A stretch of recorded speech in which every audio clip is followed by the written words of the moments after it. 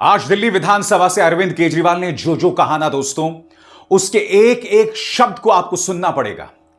क्योंकि आज जब दिल्ली विधानसभा में अरविंद केजरीवाल खड़े थे तो बतौर मुख्यमंत्री नहीं, क्योंकि वो अपने पद से इस्तीफा दे चुके थे। आज वो आम आदमी पार्टी की लाज बचाने के लिए विधानसभा में खड़े थे। अरविंद केजरीवाल को जब से सुप्रीम कोर्ट से बेल मिली है, उसके बाद वो हाइपर एक्टिव हो गए हैं, चुनावी सभाओं को संबोधित कर रहे हैं और आज दिल्ली विधानसभा से उन्होंने भाजपा की पोल खोल कर रख दी। उन्होंने एक बहुत बड़ा दावा किया और सीधा प्रहार प्रधानमंत्री नरेंद्र मोदी पर कि मुझे जेल डालने का मकसद सिर्फ एक था, दिल्ली को बर्बाद कर देना। क्योंकि मुझे जेल डालते ही सड़कों की हालत खराब होने लग गई, उनको मरम्मत करने का काम नहीं हुआ, बुजुर्गों की पेंशन को रोक दिया गया। सबसे बड़ी बात, बसों में जो मार्शल लगाए गए थे जिसका मकसद था महिलाओं की सुरक्षा, भारतीय जनता पार्टी सरकार ने उन्हें भी रोक दिया। क्योंकि आप जानते हैं दोस्तों, दिल्ली का असली राजा उनके एलजी हैं विनय सक्सेना साहब। बकौल अरविंद केजरीवाल उन्होंने इन तमाम चीजों पर रोक लगा दी। मगर अरविंद केजरीवाल कह रहे हैं कि वो झुकने नहीं वाले हैं, क्योंकि उन्हें बेल उस मामले में मिली है जहां बेल मिलना नामुमकिन होता है, वो है ईडी और सीबीआई के मामलों में। क्योंकि prevention of money laundering act के अंतर्गत अरविंद केजरीवाल पर कार्रवाई की गई थी। उन्होंने कहा कि तुमसे जितना मर्जी बन पड़ता है करो। उन्होंने कहा कि भाजपा धर्म की बात करती है, मगर भाजपा के नेताओं को तीर्थ यात्रा जाने की जरूरत है, क्योंकि अंदर इस कदर नकारात्मकता भरी हुई है। अरविंद केजरीवाल बड़े बड़े दावे कर रहे थे और सामने भाजपा के नेता बैठे हुए थे, वो सिर्फ मुस्कुराते हुए देखते रह गए दोस्तों। उन्होंने एक बार भी खड़े होकर उसका विरोध नहीं किया, क्योंकि वो जानते थे कि अरविंद केजरीवाल का एक एक शब्द सही है, एक एक लफ्ज सही है, एक एक दावा सही है। अरविंद केजरीवाल के सामने कठिन चुनौती है। सबसे पहली चुनौती, हरियाणा के चुनाव में आम आदमी पार्टी को अपनी मौजूदगी दर्ज करनी पड़ेगी बगैर भाजपा को फायदा पहुंचाए। और दूसरी बात, चंद महीनों में दिल्ली के विधानसभा चुनाव होने वाले हैं। अरविंद केजरीवाल कह रहे थे कि जेल भेजने से मेरा कोई नुकसान नहीं हुआ, मनीष सिसोदिया का कोई नुकसान नहीं हुआ, नुकसान हुआ तो दिल्ली की जनता का नुकसान हुआ, क्योंकि आपने तमाम योजनाओं पर अड़ंगे डाल दिए। बड़ा प्रश्न, अरविंद केजरीवाल का यह भाषण न सिर्फ भावात्मक था मगर तथ्यों पर आधारित था। यानी कि सही तालमेल, यह भाषण जिसमें भावनाओं का भी जिक्र था और साथ ही तथ्यों के आधार पर वो भारतीय जनता पार्टी की पोल खोल रहे थे, उनकी धज्जियां उड़ा रहे थे। और जैसे मैंने कहा ना, भाजपा के नेताओं के पास सिवाय मुस्कुराने के कुछ भी नहीं रह गया है। यह अरविंद केजरीवाल का बड़ा पंच है, बड़ा ऐलान है, क्योंकि आपने उन्हें चुनावी सभाओं में सुना। दिल्ली विधानसभा से बतौर पूर्व मुख्यमंत्री यह उनका भाषण था। जी हां, इससे पहले अरविंद केजरीवाल ने जितनी बार दिल्ली की विधानसभा से भाषण दिया, बतौर मुख्यमंत्री दिया। जी हां, विधानसभा में भी उनका प्रवेश मुख्यमंत्री के तौर पर हुआ था और यह पहली बार था जब पूर्व मुख्यमंत्री के तौर पर वो भाषण दे रहे थे। उनके साथ मनीष सिसोदिया थे, जो उनसे कुछ दिनों पहले जेल से छूटे थे और बेल मिली थी। भारतीय जनता पार्टी के तमाम प्रोपेगेंडा धराशायी हो गए थे।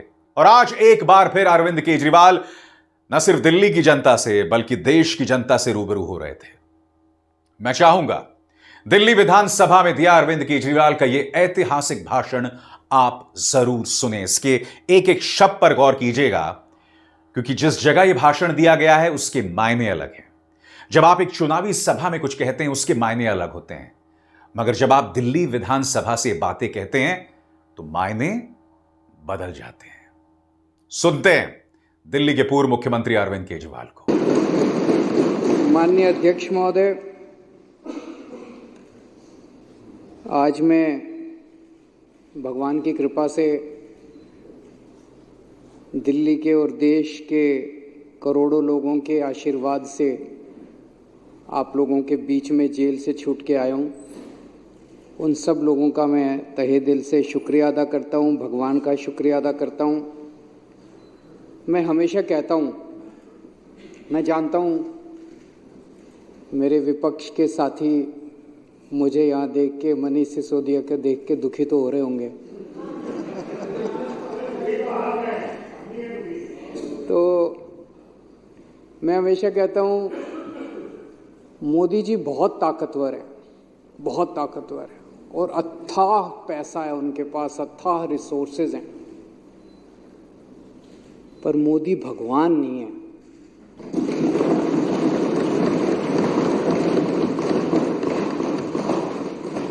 और भगवान तो है इस दुनिया में, कोई तो शक्ति है, कोई उसे भगवान कहता है, कोई उसे अल्लाह कहता है, कोई कुछ कहता है, कोई तो शक्ति है, वो हमारे साथ है। मैं माननीय सुप्रीम कोर्ट का शुक्रिया अदा करना चाहता हूं। आज हमारे देश के अंदर न्याय व्यवस्था तो है। अध्यक्ष महोदय, आज मैं मुख्यमंत्री जी के साथ सुबह एक रोड का इंस्पेक्शन करने गया था। दिल्ली यूनिवर्सिटी में सड़कें बहुत शानदार हुआ करती थी। मेरे पास जेल से छूटने के बाद कुछ लोग आए, उन्होंने बताया कि दिल्ली यूनिवर्सिटी की सड़कें ख़राब हो गई हैं। मैं आज रोड इंस्पेक्शन करने गया था और बहुत बुरा हाल था सड़कों का। तो मैंने मुख्यमंत्री जी को कहा कि इनको तुरंत ठीक करवाया जाए। उन्होंने आदेश दिए हैं और मैं उम्मीद करता हूं कि उस सड़क को जल्द ठीक करवाया जाएगा। हैं जी, आप तो मालिक हैं साहब, दिए आप तो देश के मालिक हैं। मैं 3-4 दिन पहले भाजपा के बड़े नेता से मिला। मैंने उससे पूछा, मैंने कहा मुझे गिरफ्तार करके क्या मिला आपको, कुछ फायदा हुआ? बोले आपके पीछे से हमने पूरी दिल्ली सरकार डिरेल कर दी, हमने आपके पीछे से दिल्ली ठप कर दी। बड़ा खुश हो रहा था। मुझे बड़ा दुख हुआ सुन के, आक्रोश भी हुआ और स्तब्ध रह गया मैं। देश की राजधानी के 2 करोड़ लोगों की जिंदगी खराब करके उनको खुशी हो रही है। ऐसी कैसी पार्टी हो सकती है, ऐसे कैसे नेता हो सकते हैं जो दिल्ली ठप करके, दिल्ली के 2 करोड़ लोगों की जिंदगी खराब करके, परेशान करके, और वो खुश हो रहे हैं? क्या इतनी राजनीति इस स्तर पे गिर सकती है कि वोट लेने के लिए उनका मकसद क्या? उनका मकसद था कि हमारे को बदनाम करना, आम आदमी पार्टी की सरकार को बदनाम करना, ताकि उनको वोट मिल जाए। नॉर्मल वो देख चुके 3 चुनाव से लगातार, 3 क्या, ये तो 25-27 साल से, 97 से बाहर हैं, तो 23 और 4 27 साल से वनवास है। 27 साल से इनको दिल्ली की जनता वोट नहीं दे रही। अब ये दिल्ली की जनता को परेशान करके वोट लेना चाहते हैं। अरे आपके पास तो केंद्र सरकार है यार, केंद्र सरकार के पास अथाह पैसा है। केजरीवाल 500 मोहल्ला क्लिनिक बनाता है, आप 5000 मोहल्ला क्लिनिक बनाओ ना दिल्ली में, कौन मना कर रहा है? ये मनीष सिसोदिया ने 700 स्कूल बनाए, आप 7000 स्कूल बनाओ ना दिल्ली में, कोई हमको पूछेगा ही नहीं। आज 500 मोहल्ला क्लिनिक अगर मैंने बनाए, आप उन 500 मोहल्ला क्लिनिक की दवाइयां बंद करके केजरीवाल को बदनाम करके वोट लेना चाहते हो, ये गलत बात है। ये जनता भी देख रही है, सब साफ हो जाता है जनता के सामने। आपको लगता है आप ही होशियार हो, जनता बड़ी सियानी है, जनता देखती है, जनता चुप रहती है। वोट वाले दिन जब बटन दबाने जाती है तब जनता अपना गुस्सा जाए। 1 मिनट भाई साहब, मैंने बीच में नहीं बोला जब आप लोग बोल रहे थे, अब आप भी जरा सुन लीजिए, फिर उसके बाद आप बोल लेना।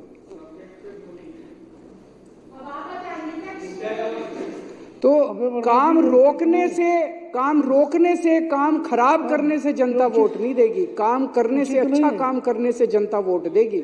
अच्छा काम करो। आपने मेरी गैर मौजूदगी में दिल्ली में सड़कों की रिपेयर बंद करा दी। मेरी गैर मौजूदगी में आप दिल्ली की सारी सड़कें बनवा देते, कहते जे केजरीवाल जेल में बैठा है, हम बनवा रहे हैं सड़क, देखो आप जीत ना जाते तो। बाहर निकल के मैं किस बात पे वोट मांगता? आज मैं वोट मांगूंगा, केजरीवाल आ गया, अब तुम्हारी सड़कें रिपेयर कराऊंगा मैं।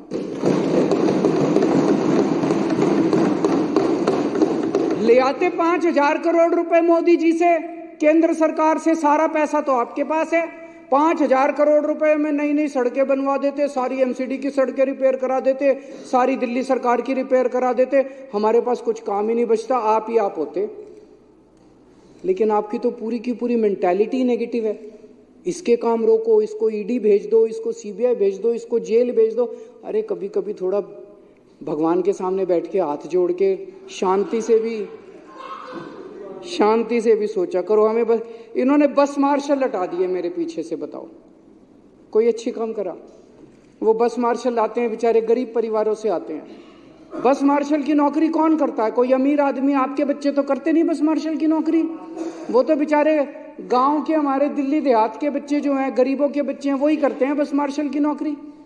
और बसों में जाके देखो, महिलाएं जो इतने गुणगान किया करती थी कि अब हमारे को सुरक्षा महसूस होती है, अब वो फिर से उसी हालत में हो गई महिलाएं। बुजुर्गों की पेंशन बंद कर दी। उनके दिल से, उनकी आत्मा से आपके लिए क्या निकलेगा? बद्दुआ ही निकलेगी, बद्दुआ ही निकलेगी। अब केजरीवाल जब उनकी पेंशन चालू कराएगा, हमारे लिए आशीर्वाद निकलेगा। तीर्थ यात्रा बंद कर दी, बताओ, तीर्थ यात्रा बंद कर दी। हम बुजुर्गों को रामेश्वरम ले जाते थे, पुरी ले जाते थे, शिरडी बाबा ले जाते थे, हरिद्वार ऋषिकेश ले जाते थे, वैष्णो देवी ले जाते थे, कितनी जगह ले जाते थे। उनकी तीर्थ यात्रा बंद कर दी आप लोगों ने। यार आप खुद भी होके आओ थोड़ा तीर्थ यात्रा, थोड़ी मन को शांति। मेरी अध्यक्ष महोदय से निवेदन है, विपक्ष के साथियों के लिए तीर्थ यात्रा का आयोजन करें। उनको थोड़ी, अभी जैसे सौरभ बता रहा था, पेड़ काट दिए हमारे पीछे से। मैं जब जेल गया, इन्होंने पीछे से पेड़ काट दिए। बताओ, दिल्ली के प्रदूषण। तो दिल्ली की जनता के मन में दो चीजें हैं, दो बातें हैं। एक, केजरीवाल कट्टर ईमानदार है, केजरीवाल कुछ भी हो सकता है, बेईमान नहीं हो सकता। और दूसरा, केजरीवाल काम करता है, जनता के लिए काम करता है। ये दो बातें दिल्ली की जनता के मन में हैं। ये उन दोनों बातों पे चोट करना चाहते थे। ये केजरीवाल को बेईमान साबित करना चाहते थे और ये दिखाना चाहते थे भाई केजरीवाल के सारे काम ठप हो गए। उन दोनों बातों पे चोट किया। फर्जी केस कर दिया मेरे ऊपर, केस करके मनीष को जेल में डाल दिया, सतिंदर जैन को जेल में डाल दिया, मेरे को जेल में डाल दिया, संजय सिंह को जेल में डाल दिया, विभव को जेल में डाल दिया, विजय नायर को जेल में डाल दिया, सबको जेल में डाल दिया। मैं आज चैलेंज करता हूं, 5 सबसे बड़े नेताओं को जेल में डालने के बाद भी आज हमारी पार्टी मजबूती के साथ खड़ी है। मैं चैलेंज करता हूं, तुम्हारी पार्टी के 2 लोगों को जेल में डाल दो, तुम्हारी पार्टी ना टूट जाए।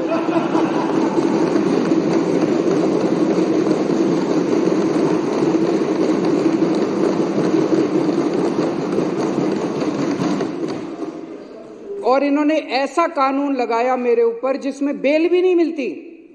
ऐसा कानून, इतना सख्त कानून लगाया, बेल भी नहीं। उसके बावजूद माननीय सुप्रीम कोर्ट ने मुझे बेल दे दी, मनीष सिसोदिया जी को बेल दे दी और आज हम यहां बैठे हैं। जब मैं जेल से निकला, मैंने इस्तीफा दे दिया। किसी ने मांगा नहीं था, मैंने खुद ब खुद इस्तीफा दे दिया। और मैंने दिल्ली की जनता को बोला है, अगर आपको लगता है केजरीवाल ईमानदार है तो मेरे को वोट देना, वरना वोट मत देना। मैं दिल्ली में घूम रहा हूं अध्यक्ष महोदय, एक बच्चा, एक आदमी, इनके कट्टर बीजेपी वाले, आरएसएस वाले भी ये नहीं कहते कि केजरीवाल बेईमान है, कोई नहीं कहता। तो इनके सारे हथकंडे फेल हो गए केजरीवाल को बेईमान साबित करने के लिए। दूसरा, ये साबित करना चाहते थे केजरीवाल के काम ठप हो गए। मैं दिल्ली की जनता को कहना चाहता हूं, आपका बेटा आ गया, आपका भाई आ गया। इन्होंने जितने काम ठप करे हैं, सारे काम दोबारा शुरू कराऊंगा, एक एक काम शुरू कराऊंगा। जो करना पड़ेगा वो करूंगा, जैसे करना पड़ेगा करूंगा। दिल्ली की जनता को परेशान नहीं होने दूंगा, मैं काम ठप नहीं होने दूंगा। लोग कहते हैं जेल जाने से नुकसान हुआ, जरूर हुआ, मैं मानता हूं जेल जाने से बहुत नुकसान हुआ, पर केजरीवाल का नुकसान नहीं हुआ, मनीष सिसोदिया का नुकसान नहीं हुआ, दिल्ली के 2 करोड़ लोगों का नुकसान हुआ। आज जब घर से निकलते हैं अपनी गाड़ी लेके या कैसे भी, वो टूटी हुई सड़कों के ऊपर उनकी गाड़ी ऊपर नीचे होती है, प्रदूषण होता है उसकी वजह से।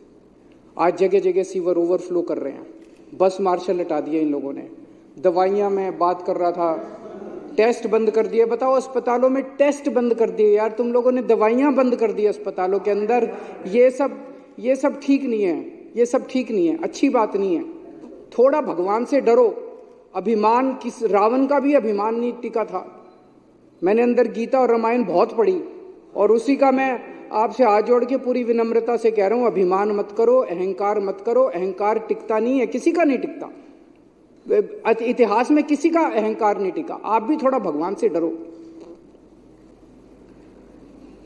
अब चुनाव में जनता जवाब देगी कि केजरीवाल चोर है या केजरीवाल को जेल में भेजने वाले चोर हैं। जनता जवाब देगी कि जनता को काम रोकने वाले पसंद हैं कि काम करने वाला पसंद है। और अध्यक्ष महोदय, जब इतिहास लिखा जाएगा तब ये लिखा जाएगा कि एक मनीष सिसोदिया था जिसने दिल्ली के स्कूल बंद करे, उसको जेल में डाल, जिसने दिल्ली के स्कूल चालू करे और स्कूल अच्छे करे, उसको जेल में डाल दिया। एक सतिंदर जैन था जिसने दिल्ली वालों की बिजली मुफ्त करी, दिल्ली वालों के लिए मोहल्ला क्लिनिक बनाए, दवाइयाँ मुफ्त करी, उसको जेल में डाल दिया, उसके काम रोक दिए। और एक बीजेपी थी जिन्होंने सारे काम रोक दिए। जब इतिहास लिखा जाएगा तो बीजेपी के भी कारनामे लिखे जाएंगे, मनीष सिसोदिया के भी, अरविंद केजरीवाल के भी और सत्येंद्र जी। अध्यक्ष जी, जेल से निकलने के बाद मैंने इस्तीफा दे दिया। मुझे इस्तीफा देने की कोई जरूरत नहीं थी। किसी ने, इन्होंने भी नहीं मांगा था मेरा इस्तीफा। इन्होंने तो पोस्टर लगाए थे इस्तीफा दो, मैंने जब दे दिया तो इनको ये समझ नहीं आया उन पोस्टरों का क्या करें। अब छपवाए थे, लगाने थे, अभी बता रहे हैं। मैंने इस्तीफा दे दिया। मेरी जिंदगी में 3 बार ऐसे मौके आए जब बड़े बड़े पदों से मैंने इस्तीफा दिया अपनी जिंदगी में, वॉलंटरीली, स्वैच्छिक, अपनी मर्जी से, किसी ने मांगा नहीं था। मैं इनकम टैक्स में काम किया करता था, जॉइंट कमिश्नर की पोस्ट पे था। मन में ये था कि देश के लिए कुछ करना है, समाज के लिए कुछ करना है। तो मुझे ये लगा कि जो मैं नौकरी कर रहा हूं, ये नौकरी तो और कई लोग कर लेंगे, मेरे जैसे और बहुत इनकम टैक्स में जॉइंट कमिश्नर हैं, वो लोग कर लेंगे। मुझे कुछ ऐसा करना चाहिए जो हर आदमी नहीं करता। मैंने जॉइंट कमिश्नर की नौकरी से त्यागपत्र देके और 10 साल दिल्ली की झुग्गियों के अंदर काम किया। जॉइंट कमिश्नर की नौकरी से मैंने इस्तीफा दिया था, किसी ने इस्तीफा मांगा नहीं था। और जब मैंने इस्तीफा दिया था, 2006 में इस्तीफा दिया था, वैसे तो मैं छुट्टी लेके 2000 से ही निकल गया था। उस वक्त कोई पार्टी नहीं थी, कोई आंदोलन नहीं था और दिल्ली की झुग्गियों में जाके मैं रहने लगा था। तब ये नहीं था कि मैं मुख्यमंत्री बनूंगा या चुनाव लड़ूंगा, चुनाव लड़ने का कोई इच्छा नहीं थी। फिर 2013 में हमारी सरकार बनी और 49 दिन की सरकार के बाद अपने उसूलों पे मैंने इस्तीफा दिया था। 49 दिन के बाद, किसी ने मांगा नहीं था इस्तीफा, 49 दिन के बाद इस्तीफा दिया था। और अब तीसरी बार, अब जेल से निकलने के बाद मैंने इस्तीफा दिया है। मैं सत्ता के लिए नहीं आया, मेरे को सत्ता की जरा सी भी भूख नहीं है, मेरे को सत्ता का, पैसे का जरा सा भी लालच नहीं है। देश के लिए आए हैं, देश के लिए कुछ करने के लिए आए हैं। और दूसरी तरफ ये लोग बेचारे परेशान हो गए हैं कह कह के, भाई 75 साल का रूल आपने ही बनाया था। मेरे को कल एक आरएसएस के बहुत सीनियर नेता मिले, उन्होंने बताया, बोले जी आरएसएस ने अल्टीमेटम दे दिया है कि भाई 75 साल का रूल तो लागू होगा।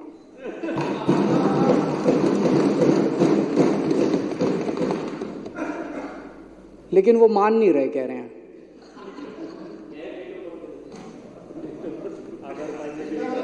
सत्ता छोड़नी बहुत मुश्किल है, सत्ता कुर्सी छोड़नी बहुत मुश्किल। 1 मिनट, वो बोलने के लिए ललचा रहे हैं, मेरे बात बोलने में।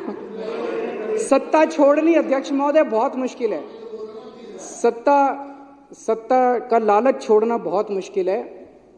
खुद ही रूल बनाया उस रूल के तहत सबसे पहले आडवाणी जी का इस्तीफा लिया, मुरली मनोहर जोशी जी का इस्तीफा लिया, सुमित्रा महाजन जी का इस्तीफा लिया, बीसी खंडूरी जी का इस्तीफा लिया, कलराज मिश्र का इस्तीफा लिया, आनंदीबेन पटेल का इस्तीफा लिया, शांता कुमार जी का इस्तीफा लिया, करिया मुंडा जी का इस्तीफा लिया, हुकुमदेव नारायण जी का इस्तीफा लिया, नजमा हेतुल्ला जी का इस्तीफा लिया, भगत सिंह कोश्यारी जी का इस्तीफा, और भी बहुत है, मेरे पास तो थोड़े ही नाम है।